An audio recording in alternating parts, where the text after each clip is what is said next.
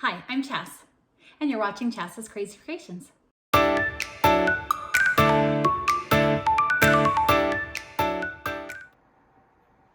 this project, you'll need a bucket, snacks of your choice, some skewers, and some curling ribbon.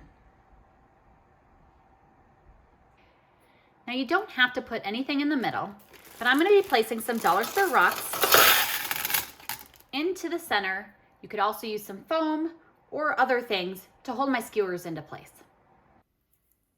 Next, I want to create some different length skewers. So I'm just going to take some of the ends and I'm just going to break off some of the bottoms in different lengths so that I can create a variety of sizes in the skewers. Here's an example of what I mean by different sizes of the skewers. Now I'm going to take a piece of tape and my snack and my skewer, and I'm going to place the skewer on the back and then use a piece of tape to hold the skewer into place. And this will help me place it into the bucket. I'm going to go ahead and continue doing this until all of my Oreos are attached to skewers. We're going to go ahead and assemble the gift now. Now I'm going to go ahead and start assembling it by placing all of the snacks into the bucket. And I'll go ahead and continue doing that until all my snacks are in here and they're arranged. And I'll show you what that looks like when I'm done.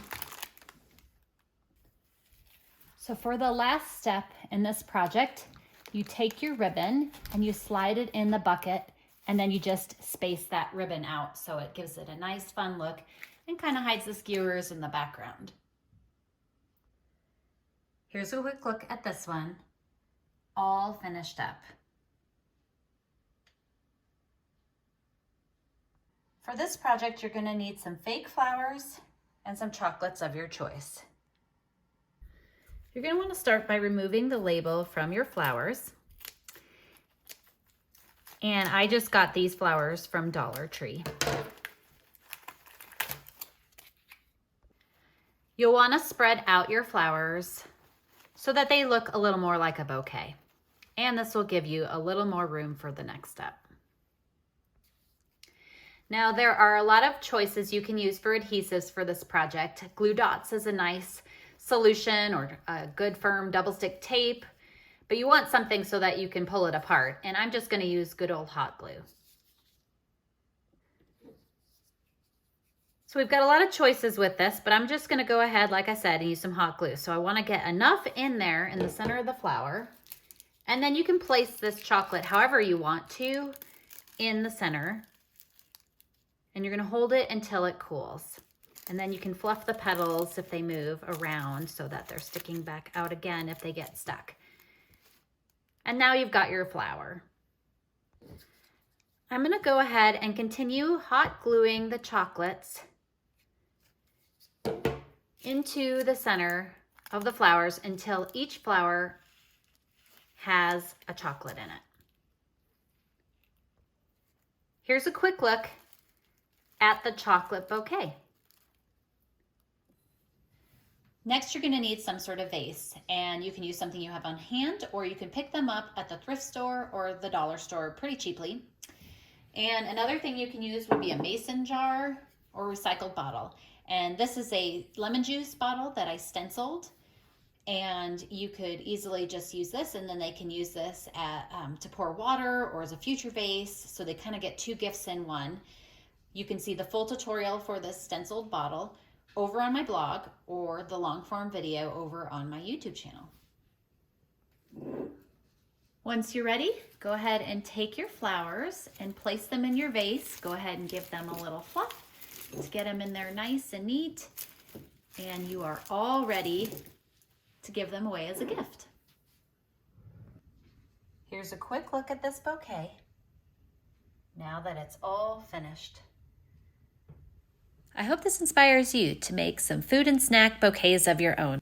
For this next project, you'll need some tea, a coaster, some skewers, and a teapot. I'm going to start by placing some rocks from the dollar store into the teapot. I'm going to do that, and I'm going to fill it up so that it helps me with the skewers to hold them steady. You can also find these foam squares at the dollar store, and you could cut it to size, squeeze it in there, and then you could stick the skewers into this foam to help hold them into place. I've decided that I'm also going to use some of these muffin liners with the tea to make this next part of the project. Now there are a lot of choices of what you can use. Double stick tape is a great choice, or just regular tape, but I'm going to use hot glue. And I'm going to take my tea, and on the back side of it, I'm going to place a dab of glue. And then I'm going to go ahead and push down on the liner and hold it there until it cools. And I'm going to go ahead and continue making these tea bag flowers until I have enough to make a bouquet in my teapot. And here's a quick look at a bunch of them ready to go. Now I need to make some different lengths of skewers, so I'm just going to go ahead and break the skewers into different lengths so that I can attach them to the tea bag flowers. So here's a quick look at the different lengths that I made for the base of the flowers. Next it's time to assemble the flowers. So I'm going to go ahead and tip the flower upside down. I'm going to place the skewer onto the flower. I'm going to use some tape. You could use hot glue as well. I'm going to go ahead and tape the skewer onto the back of the flower. And then I'll go ahead and continue doing this until all of my tea flowers are made. Once you have all your flowers made, we're going to go ahead and assemble them into the teapot.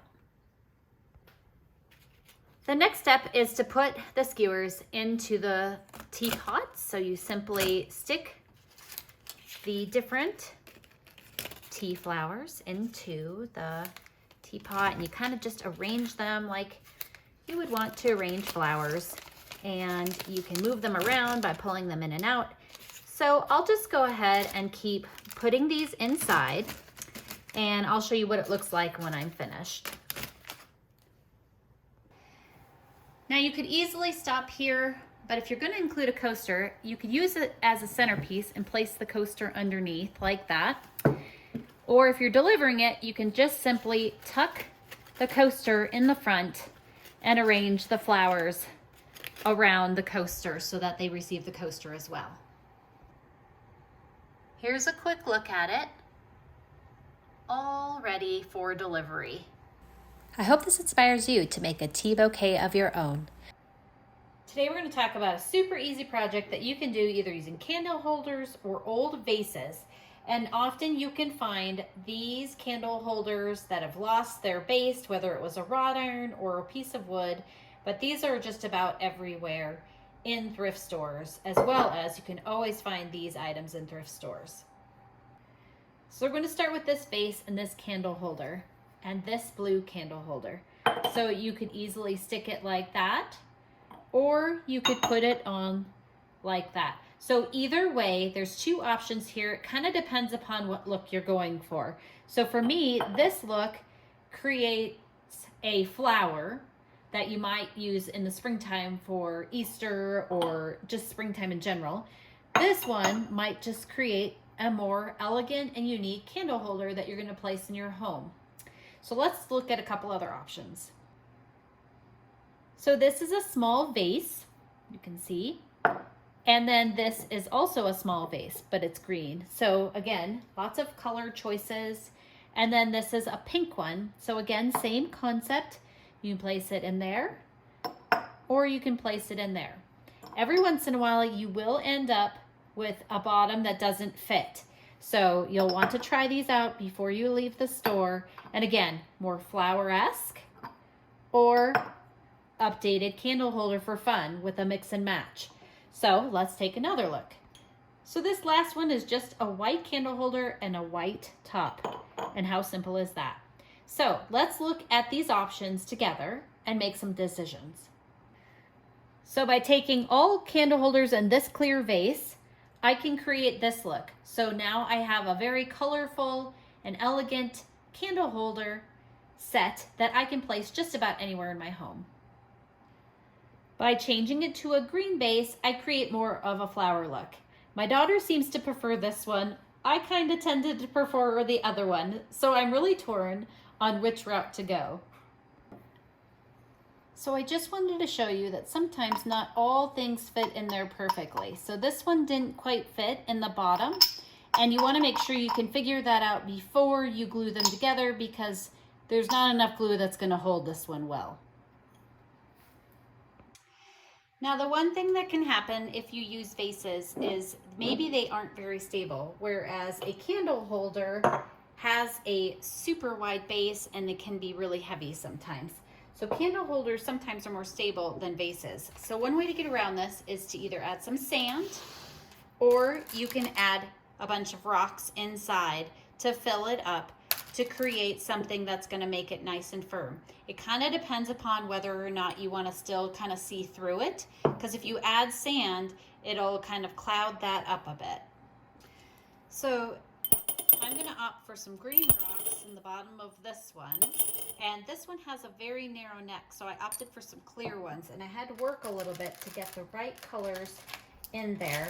Now, clear would also be okay in this one, but I would like to ultimately keep the color and the clearness of the bases as best as I can. Now that I've got them both filled with some rocks, and I feel like they're pretty stable, I'm gonna go ahead and add some glue to the top. Now, some of my favorites are E6000 or this Fix-All adhesive that you can find at the dollar store. This one you can find online or at Walmart, and this one here is the one that's at the dollar store. I always like to protect my work surface. The last thing you want to do is get glue on a nice table, but ultimately all I do is add some of this glue right around the top of each of the vases, all the way around. Make sure you get it on there good, but you don't want it so that it's too drippy. And then you're gonna go ahead and take your candle holder and stick it onto the glue. So now I'm gonna go ahead and do this one here, get it around. Now this one has more fluted edges, so I need to just make sure I hit the tops of all the fluted edges for this one, because it's not going to attach in all the places. So that's the key with this one, is making sure I get the glue on those edges. And then once I have that, again, I place the candle holder into the vase. Now I just make sure they're centered up and I let them dry for 24 hours. I hope this inspires you to create some thrift store creations of your own.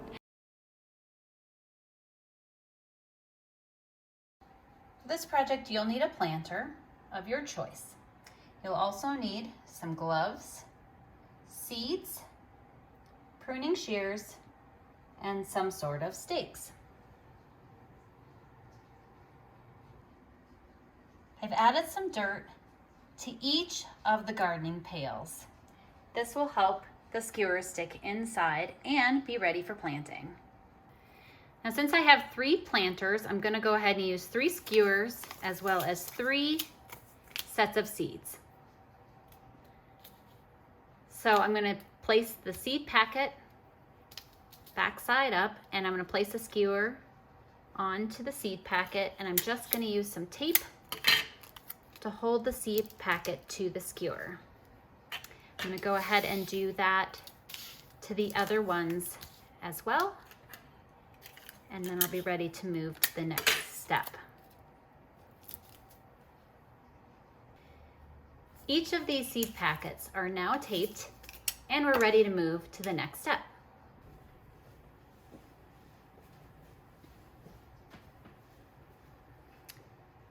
Okay, so what I'm going to do next is I'm going to stick the skewers with each seed packet into one of the flower pots here in the planters. Now, you could give more seed packets if you want, But ultimately, what I'm going for here is 1 seed pack per pot. This will become an herb garden, and this is great for inside or outside, no matter where you live.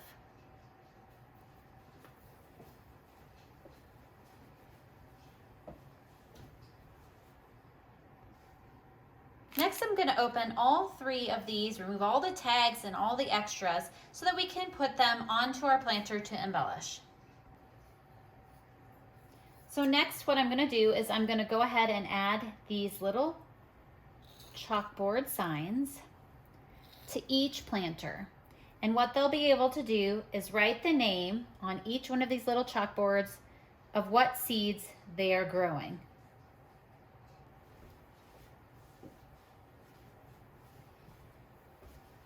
So next, let's add the gloves, and you can have a lot of fun with these gloves. So you can place them around the center here and create a look like they're holding on to this center flower pot. You can also kind of work with them through the handles if you want, so that they're hanging on to the handles, or you can reach them up through the handles so that they can look like they're grabbing hold through this, like so. And you can do that to both sides if you want. So it's kind of fun to play around with the gloves and decide which way you kind of would want them to be, you know, implemented in this gift idea.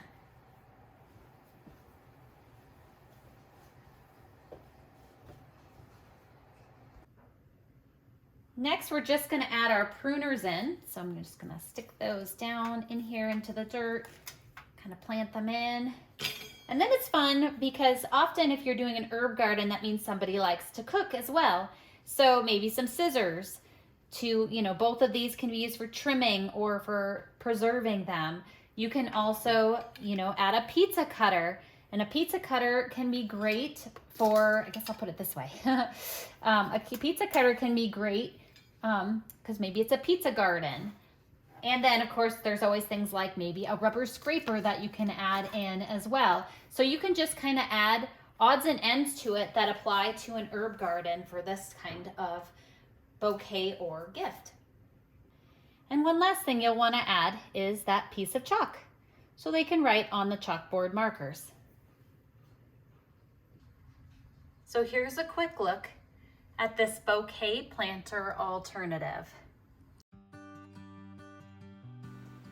And I hope this inspires you to create some non-bouquet flower arrangements of your own for gifts. I'd love it if you'd subscribe to my YouTube channel and my blog at chascrazycreations.com. Thanks for watching, and I'll see you in my next video. And don't forget to like, share, and subscribe.